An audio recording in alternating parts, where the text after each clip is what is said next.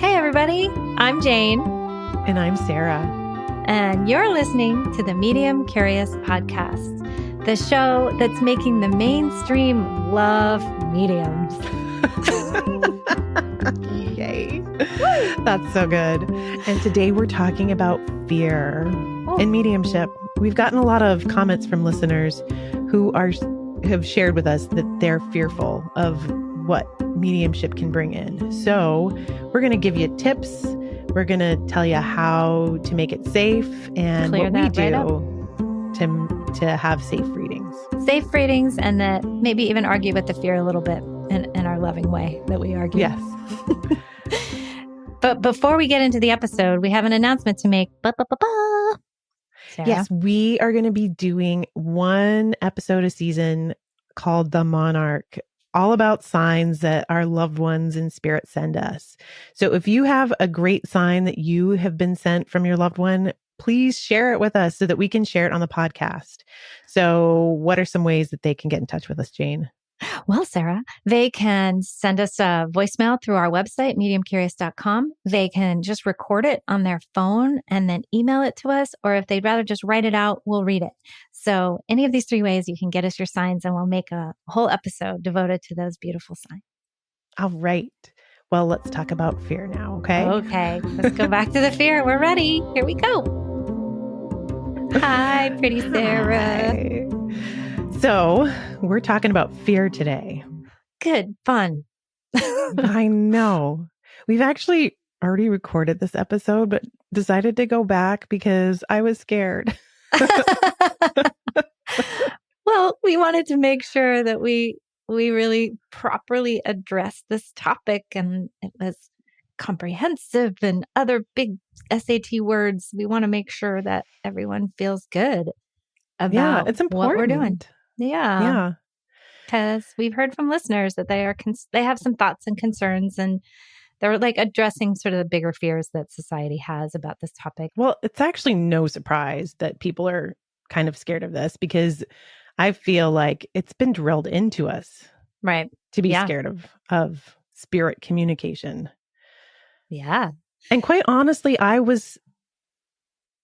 had no idea about mediumship until I actually had a need. But had I been presented with mediumship, I probably would have been like, oh, that's scary. I'm staying away from that. But because I had somebody that I needed to get in touch with, the fear went out the window, because I was like, well, obviously this little boy, this child that I need to get in touch with is not scary on the other side. Right. Just because he passed and is now in spirit, that does not make him scary. Exactly. So your need was greater than your fear, which is beautiful. Yes. And so let's just briefly hit on some of the ways and reasons that people are afraid, just so we can kind of knock them down. Well, I've heard that people are scared that if they engage with spirit, that evil spirits can come through. Or I've even heard demons, or you can get possessed, or they can attach themselves, or they can be, dark spirits, dark energy. And how do you protect yourself against that?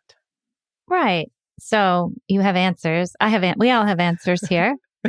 What are some of the things that you've heard about how people are scared about this? Sure. Well, I think let's just talk about kind of where it comes from. Part of it is, there's a pervasive religious overtone to this, I feel. And my thinking on that is that religions over the ages have always wanted to make sure that the powers that be are the ones who have control over the light to some degree. And so it's helpful to have the opposite. You kind of, in the story of the religion, you've got to have both. And not all religions do, but some of the more prominent religions really do index on the demons and the dark spirits and whatnot in order to keep their flock scared, so that they will really understand that they need this religion and they need to put money in that plate and they need the minister who is the only source to God. And that's a lot of it, is they're protecting the story of these singular individuals are the only source to God, and you got to go and, sit with them and you will get the information that you need. So, I mean, this is really old, but it's also, I think, what kind of rolls through a lot of our mythology and our cultural perspective of like, you're not allowed to be in source because, and then here comes the fears and they pile on the fears. And it sort of just becomes part of the story. Like, you can't talk to God, or you can't talk to a sweet spirit on the other side because you're in danger. And so it's just sort of, my perspective is like, it's built into the story and the construct. Yeah. Like, you need a go-between to actually talk to God. Yeah. And here's the plate, and put some money in it. Go ahead. Put more money in it. Yeah. I mean, also I grew up going to Sunday school. I grew up thinking that there was hell. Yeah. That's pretty dang scary when you're a kid. Like, right. if you don't believe in what you're supposed to believe, if you don't do what you're supposed to do, you're going to end up in hell. And I've never seen any. I've now talked to so many different spirits. I've never come across a spirit where they're in hell, ever. No. Yeah. I mean, there's a lot of really cool folks online nowadays who are kind of talking about this, and what my perspective and what I've heard from spirit and whatnot is that hell is really only here. that earth is where we get to experience hell, and that's really a function of our own minds and buying into some of those mythologies, and also some experiences are truly hellish on earth. So it's not a thing. Yes, they are. But it's not a place that we go after. Where we go after is the relief. It is the dimension. That's where we go back home. Yeah. Sweetness and light. And it's beyond words how extraordinary special it is where we're going. But here we get to kind of battle it out. And we do deal with, quote unquote demons. And we do have to fight through battles of largely, again, I think so many of them are in our own mind, but they're on physical too. So we can sort of say to our listeners who've asked about this and anyone who's listening now, like, gosh, we understand it. Of course, like, your fear is not unfounded. It's fair. Yeah. 100%. But what we've come to believe is something very different. And, we can talk about why and how. Yeah. Well, I think also too, there's so many movies, yes. The horror movies about possessions, about evil spirits, about ghosts. There's ghost hunters, and there's all the paranormal things where like set to like creepy music, and you just even listen to it, and your whole body just starts to feel that fear, Well, sometimes it's fun to feel the fear. It goes back to the contrast, right? Like, we joked about that in episode 6 with Kim Rhodes. It's like, joy doesn't sell. Like, we want to get ourselves a little scared because then we get to be unscared, so we'll watch the scary movie because we know it's fiction. It's not real. And so, and I personally don't watch scary movies like ever. No way. Because I'm such a sensitive little thing. Ever since I was little, I'd be invited to sleepover and I'd be like, what are you watching? Is it Grease? Okay, I'll come. You know what I mean? Like, I could not engage in a scary movie, especially in someone else's house. So anyway, yeah. So then I think what I'm driving towards, and I know you're going to pick it up and run it down the field, is the part where it's what we want, what we are engaging, and how we're engaging it. And like in mediumship, for example, we, anyway, I want to toss to you, Sarah. Talk to us about how we keep ourselves safe and how, none of these situations are in sort of in the mix for us. Well, the intention exactly has a huge part to play. It is very powerful, our intentions. And we are not looking to connect with evil spirits. We're not looking for drama or problems. We're not looking for those situations. those scary situations on the other side. I mean, I just, when I'm connecting, my intention is to look for a loved one in spirit and to connect on that level, the highest vibration. So that is my intention. I'm not looking for anything else. I'm not even shown in readings. And we can also talk about our spirit guides too, our guides that are with us. Like we each have our own personal set of guides who protect us and work with us for our whole entire lives. And I don't think we've talked about guides yet, have we, Jane? I was just thinking that. And I want to ask you a ridiculous question. How many guides do you have? Do you know? I don't even know. I have no idea. I don't know their names. I don't know. No. I just am aware of like this. And I actually communicate with them too. Like I'll ask them things, a lot of writing, I'll write questions and and I'll hear back and I'll write, and then you'll do like automatic writing. Yeah. And then how I know that it's not me giving the answers is that when I go back to look at it later, it's like, oh, I never would have written that, Yeah. But the guidance is so wise and it's so spot on. Yeah. And I've been doing this for years. And I feel like those are my guides that help me. So when I am in a reading, I engage them. I have them close by me and they're protecting me, but they protect me all the time, all day long. They protect me like, in the car when I'm driving, when I'm at meetings, they protect me, when I'm getting dental work done, especially lately. Yeah. So they're there. But wait, can I just tell you a ridiculous thing about, so I wrote a screenplay, and right when I learned about guides in my 20s, I was so fascinated about it. I was like, this is the coolest thing. You've got like a posse that you roll with that you can't see, but they're there. And I just got a kick out of it. So I wrote a whole screenplay where the guides were visible, but not to the human, but to like the audience. And my husband, who's hilarious and I've known since I was in my 20s, was like, I think they should be wearing Burger King outfits.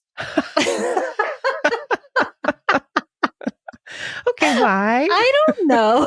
It's just his hilarious mind. But like, I guess the point of that being that like, however you see them or however you perceive them, like mine are laughing right now about this. Like, it's sort of this like feeling that you can access, and and I think we can do a whole episode on guides. Oh, because we'll do several. We need to. Yeah. It's such a great topic, and it's where I get a lot of ease personally. So anyway. Comfort. Yeah. Of a posse. Okay. So where was I? Back to a reading. Oh, so when I'm doing readings for people, I've got my guides there, and I think they protect me from knowing details in readings that will lower my vibration or take me into a place that is, hard for me. So I won't, a lot of times I'm not given how a person crosses. Oh. Sometimes I'll be like shown like a chest x-ray and I'll be like, oh, I'm seeing their lungs in a chest x-ray. Does that make sense to you? Or I had someone who crossed over from a car accident, but I wasn't shown the accident. He was just dangling his keys. And I was like, I'm the keys are being dangled, and would this have to do with his crossing? So I'm not given the specifics of how someone crossed because I don't personally want to know. It's because you don't want to watch the horror movie, right? Yeah. And a lot of mediums do get this. And one of my teachers, my original teachers, really insisted that we were supposed to get this. She was like, name, rank, serial number. Y'all will any mediums who are listening would recognize this as Janet Havik. She was like, what's the name? Or more the relationship. Like, who are they? What's the crossing, and how old were they crossed? She wanted like these 3 critical pieces of information. And what's funny, I got a reading from her and she didn't give me any of that, but just as a note. So it sounds to me like you have it kind of set up with your guides on guidelines, pun intended, of like how you want the kind of container of your reading. Right. So inside that container, you don't want to see the death. You're happy to hear the information, but you want to hear it in this way. Right. Eventually, I would like to get to the point where I can, like, I'm not as sensitive to it. So guides, help me out. They're listening. Don't worry. I would like to, because something that also fascinates me, which is a total other topic, but is like forensic mediumship or, solving crime. Because I think that's so cool, but I also I'm like, I don't want to know. I don't.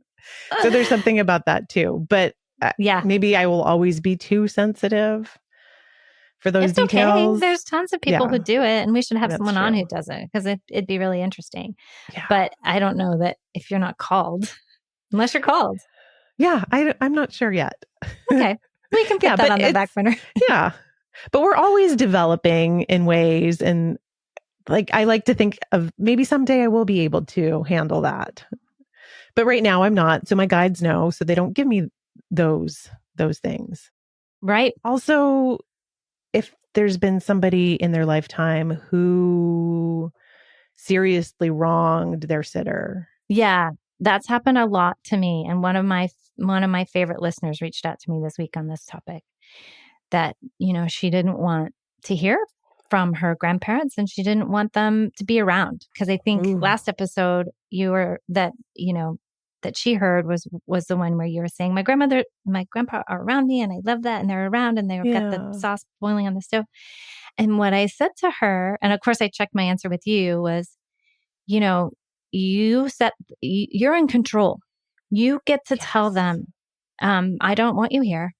And that's the end. And it's cool, because I feel like that's been a real theme on a lot of our episodes, where we talk about these boundaries, and it's like, nope, I don't want you. Don't come. And what's cool is you have domain and you have agency over your field. Yes. And then if you want to put up the cloak and turn off the blind, close the blinds from what they can see, you can. And what I hear is yes, yes, yes, when in terms of that works. So my guides and, my source say, you are in control, and you set that intention, and your grandparents are not coming anywhere near. And I have done readings where, a person who wronged them comes in, and they don't always come with a big, huge apology. So it's really interesting, because they'll come in, and I have a really high, I have a very high standard for the energies that I want in my readings. Yeah. So, and I'm like, well, if I'm waiting, and if they're not coming through with either a big apology or some real clarity, I say, okay, thank you for coming, but please don't come back. Because, when my sitter doesn't want them, I don't want them either, unless they've got something to say that's, of use. Of healing, because also our intention is for healing to take place, and always for the highest good. Suzanne Giesman calls it sovereignty. Beautiful. It's agency over our energetic bodies. We have domain over them, and she calls it sovereignty. I like that. Yeah. Yeah. And I kind of see it as, we in our little human bodies, we have the right of way. We get to say, nope, I'm not entertaining this spirit. Nope, I'm not allowing this spirit to come in. It's sort of like on the hike, when you have to wait for the person climbing up the hill. Yeah. We got the right of way, because this is way harder than what y'all are dealing with over there. So move out. Yeah. If you're embodied, you've got the right of way. Yep. You're climbing the hill. Yeah. Aw. Okay. That's so helpful. I love that. Okay. So it's intentions, it's sovereignty, it's clarity with what you desire. And so that's why you and I have never seen a demon or a dark force or anything in our readings, because we are setting these super high vibe, high intention. And I actually talk it through at the beginning of my reading. I say, just so you know, the container that we're sitting in is of the divine light, and we are only engaging with healed spirits. And if there is a spirit that needs to come through that is not healed, find a healed spirit to sponsor you. Oh, I love that. It's worked a couple of times, and it's been quite lovely. So you mean having the sponsor bring in the other spirit, the sponsee? Exactly. And this reading was so many, many, many years ago that I think it's okay for me to talk about it because it was like probably 8 or 10 years ago where I was doing a reading for someone whose sister had crossed and there had been a ton of chaos and a lot of wild sort of, hardcore stuff that had happened on her way out, including, I believe she died by her own hand. And so when the first spirit, but my sitter really wanted to talk to her and wanted to know she was okay, and like really, Yeah. that important stuff that we want to know about our loved ones. And her grandmother came through first, and I could tell she was a little disappointed. It was like, yeah, grandma, that's fine. And that then grandma revealed that she needed to be there and hold so that the sister would even be able to communicate at all. So it was sort of like she would say it to grandma and grandma would tell me. So like I could sense the sister, but she was back. And she also looked like her energy looked like Pigpen. Like she was like kind of like Oh, yeah. swirly. Yeah. Yeah. But and for what it's worth, I'm being told to say this, like she's okay now. This was years ago, but like Yes. she's healed now. Yeah. But in that time, it was relative close time to her crossing. She was still in the healing phase, but her sweet grandmother was helping her heal. And her sweet grandmother also knew that this sister needed to have this information come through. So it was like this super, oh, I'm just getting chills. It was such a beautiful bridge and cycle and circle of like all love. Like, yes, your sister's okay. Yes. And she says this. And yes, she still believes that. But the grandma's sort of there holding. Holding. Yeah. Well, you just brought up something that I have discovered since doing mediumship, which is spirit on the other side also evolves and heals as we do this work. So I've now, because I've been practicing for so many years, I get readings all the time from people who practice on me. Yep. And my people that come through, they always come through having learned things from one reading to the next. Oh, wow. Yeah. So it's like, as I'm learning things, they're also, so for anyone out there who's a little bit worried that their people on the other side that they don't necessarily want to talk to are involved in their everyday lives, you can put the boundary in there. But everyone who is on my team of loved ones who have crossed over, they're all allowed to participate in my day-to-day life. And they're all learning from me as I evolve in my own life. All the things that I'm learning how to do, they're also evolving on the other side, learning things from me. The way I learn lessons, they're like, oh, I'm so proud. It's like coming out as a medium, Yeah. like that was pretty hard. Like, and having, just like my grandmother being, way to go, girl. Like you're being your true, authentic self. I had one grandmother, like encouraging her, to be bold in her life, because that's something that she could have used some of. So, oh yeah, setting that example, her getting to experience me doing that on this side is helping her. I love it. I've shared before on this show that my grandmother and I have this totally different relationship due to you, because you've brought my grandmother through so beautifully so many times. And now you'll just go, oh, your grandma says this. Oh, your grandma says like you have a real relationship with her too now. And my other grandmother who crossed, oh my God, crazy. I just got crazy good news on text. Sorry. My other grandmother who crossed recently, and I just had a really hard time with her. I found her energy to be really hard. And I have to admit that when she crossed, I was a little relieved. I was like, you know what? Earth is a little bit easier without her.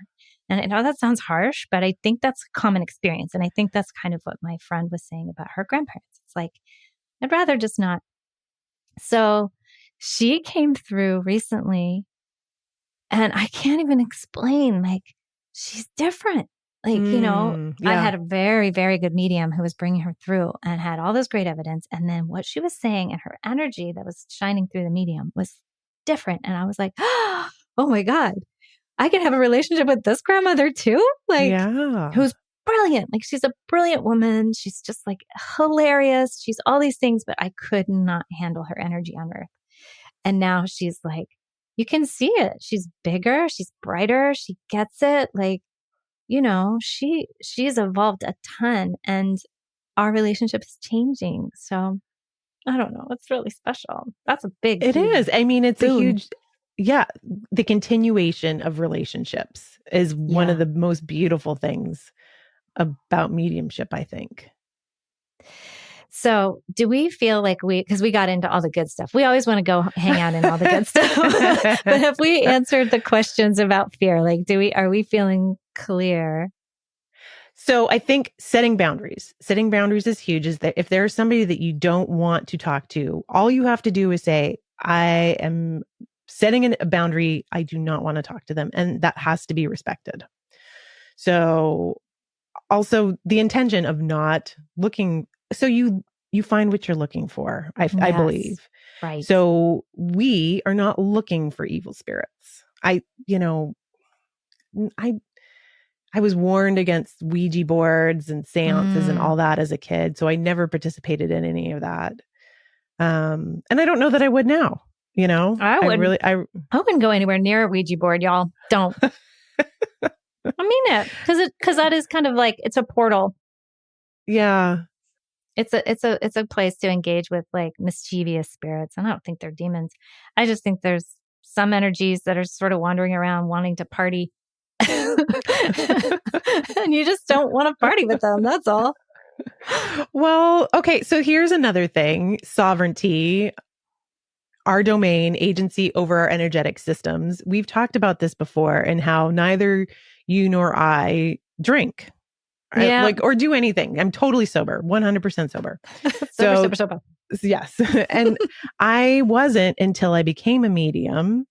And I think there's some people.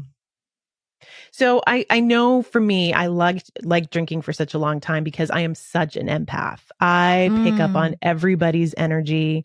For the longest time, I never knew whose energy was affecting me, or I never knew why I was feeling horrible. And it was somebody else's energy that I was carrying for them or trying to carry for them. Right.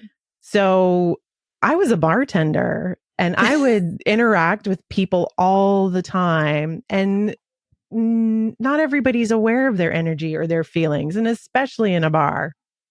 When you're trying to drown out your feelings. Yeah. Yeah. So I think drinking for me was a way to numb that. Smash taking it down. Yeah. But then when I figured out what were my feelings versus someone else's feelings, that numbing feeling started to become intolerable to me. Oh, wow. How cool. Yeah. So something that like, even just like a little sip of alcohol, it felt like someone was throwing a wet blanket on me, and it was like, get it off. It's like, I don't want that on me anymore. I do have to say to our listeners who do like a glass or two of alcohol, you know what? It's fine. It really is. It's certain. Absolutely. So what I want to, yeah, exactly. Like, because a couple people are like, are you only talking about sober and having sober people on? And that's not it. Because when I go to Arthur Findlay, boy, people throw down. I want you to know that the bar is lively at Arthur Findlay. So mediums do drink, and it's absolutely fine because they have control over their system, right? Like we just can't speak to whatever. I can only speak to my own experience. And my own experience is that this little sensitive one who cannot watch Jason and other characters on a screen like that, this little sensitive system can't handle alcohol, but that's also genetic for me. But your system, you were fine tuning it so beautifully. And I think that, your discovery was this isn't it's not a compatible substance. So I just wanted to kind of put that in there because I know, a lot of people like to drink. You don't have to not have fine. A glass of wine and we're not saying that at all. Yeah, no, just to clarify, like have your drink if it's compatible with your system. It's not compatible with mine. And coincidentally, it's not compatible with yours. Yeah. But to go around full circle, Oh, good idea. What you were Ouija boards and really, really drunk people. Yeah. So like we were talking Similar. about those mischievous. They want to party. Yeah. Like it goes back to episode 3 when Britt and I were calling it a chaos funnel. Yeah. So those are portals, right? Like in my perspective, a Ouija board is a portal, and having a drink for some people is a portal. Maybe, you just have to determine for yourself. So then it's just like, back to your point. What is your intention? What is your desire? What are you looking for? You will find what you're looking for. So if you're looking for angels and your guides are like, hello, I'm here. Right. Here are your crispy fries. If you're me. And if you're looking for something else, that's what you find. And you find it over and over again. Because as you look, and so you shall find. And I'm pretty sure that's in the Bible, but I just made it up if it isn't. Not a Bible scholar. So then what are some of the ways that we can make sure, let's just offer a few tools to listeners, like how to make sure you're safe. A, it's what you're looking for. What else? A, it's your intention. Yep. B, it's putting in the boundaries. Also, too, if you think about light and dark, light. So if a room is dark, it only just takes a tiny little fragment of light to change that, right? Yeah. But if you got this really, really bright light, you can't really make it dark unless you just take out all of the light. Oh, that's beautiful. I love that. And dark really is only the absence of light. So all you need to do is if you're feeling scared, envision yourself filling with light. Do you want to do like a really super duper quick, like 1 minute light filled meditation, Sarah? Because you're so good at this. Maybe let's do it at the end. And we can send listeners off. Yeah. Okay. We're almost at the end. Okay. So the last thing is being aware of your own emotions and your own energetic system, because that's what we're here on earth to do, is to become really in tune with our true authentic selves. And mostly that has to do with feeling our emotions and being in tune with our emotions. And I kind of feel like emotions have their own energetic systems, like energetic force fields, right? Yes, right. So if you walk into a room and people have just been fighting, you can feel that. Yeah. And you don't even... You can feel that. But yes, many people can feel that. A lot of people can feel that. Yeah. If you walk into a room where people were just laughing and they're joyous, even if you don't even hear anything, like you can feel that fun energy. That's right. So it's good to be aware of your own energy when you're not feeling joyful. Like what is it? What's affecting me? Like, is it that I'm hungry? Is it that I didn't get enough sleep? Is it that, I had a fight with my partner the other day and I'm still feeling shame about it? I mean, it's all of these things that being human lends itself to, all of these humaning. All this humaning events causes all of these feelings. And so I've heard you talk about me, not me. Do you want to share a little bit about that with us? Yeah, totally.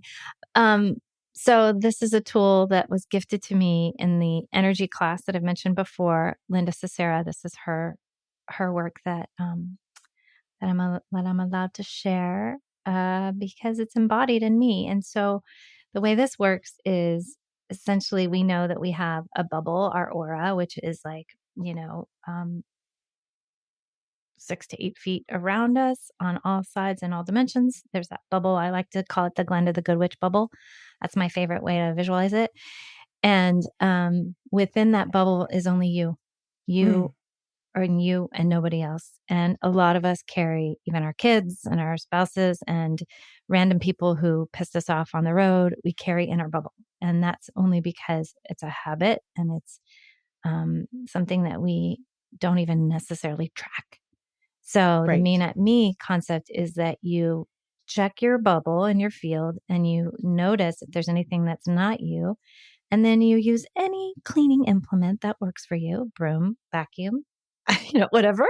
I sometimes use the dandelion. Like I just go like, poof. I like fill my bubble with fluff. So there's no room for anything else. I just because I like the little internal explosion where it just goes woof. And so then my field is clear. And then I also do like a little sealant on the edge, like I'm keeping everything out. And it's a practice and I do it probably 10, 15 times a day. And then eventually, you start to, you just know. So it's something that I've been working with for many, many years. And I've trained my kid on it. He would roll his eyes at that, but it's true. It's a really powerful way to ensure that you are only you in your field. And Right. so, yeah. And We were talking in our professional development mentorship that we have with the lovely Colin Bates.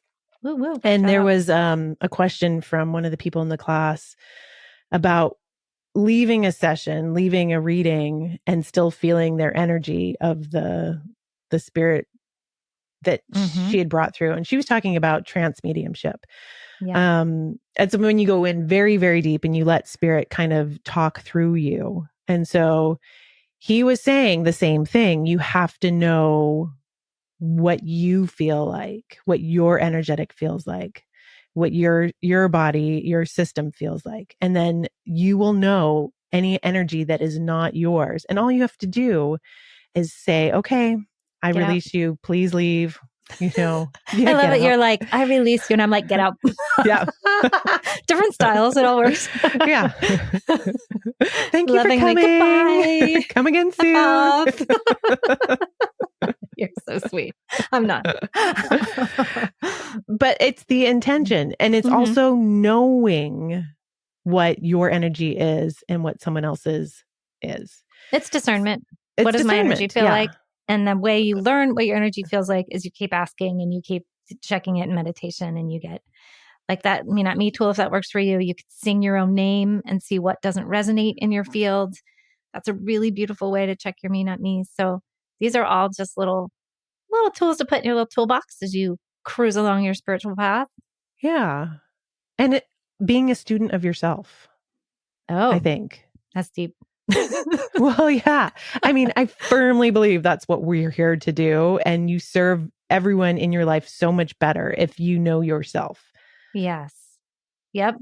So know what you're feeling, why you're feeling feelings, allowing yourself to feel feelings, because you might have a wound from childhood that is still bubbling up inside, making you feel things that you're unaware of. And that is impacting everything you're doing. It's also knowing your biases, knowing your gender biases, your racial biases, all of those things you have to be aware of as well. Right. I mean, so it is being a student of yourself to best serve everyone else and serve yourself and having the best experience as a human. Yeah. here. Going back to your point about being your true authentic self, if you don't know who your self is, how will you know authenticity? So yeah, that is the journey. Well, friend, we do need to wrap it up. We just went on. It's so fun. Do you want to do like a little mini med? Sure. All right. So listeners, we're going to leave you filled up with love and light. And this is what I do in the beginning of readings with people. And this is what we'll do to close out the session today.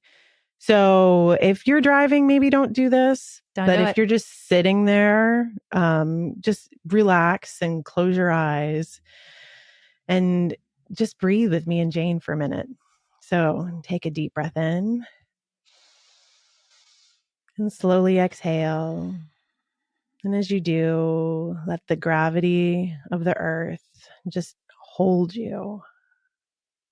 And with each slow breath in and slow exhale, you're going to release all the tension in your body, and let it move into the ground. And another slow inhale. And in slower exhale, we bring awareness to our breath and the present moment. And when we bring awareness to the present moment, we're bringing awareness to the here and now, which is where all spirit communication happens, which is where everything happens in the here and now.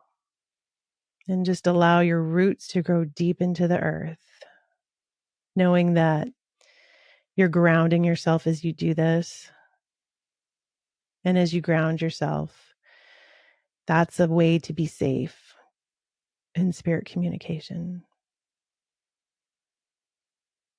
And then imagine a beautiful column of light above your heads. And this is the divine light of grace. This is the light of source. This is the light of all that is. And you can just breathe that in through the top of your head. And allow that gorgeous, stunning light, millions and millions of beautiful, sparkly light particles just to move down into your body and commingle with the light that you already are. You're this light. This is the light that you have in common with spirit. This is what we all have in common with each other, this gorgeous, beautiful, sparkling light. And now, dear listeners, we are all connected in the love of light as a community. And you can bring your awareness to your heart. And with each breath in and each breath out, you can allow your heart to just expand and know that you are this light. And this is the light that keeps you safe. And this is the light that connects everyone all together in this beautiful web. So sending lots of love to all of you listeners and to you, Jane. And to you, Sarah. You totally made me cry. That was so beautiful. See you soon, sweet listeners. Bye. Bye. Medium Curious is made possible by Jane Morgan Editing. Sarah Rathke made the amazing music. And Gigi Hawkins, podcast consultant. Mix by Podcast Engineers. Our logo was created by Eric Allen. Kyle Hansen McKee, photography. And the dogs under the desk in Hawaii are Kalea and Domino. And Trixie in California.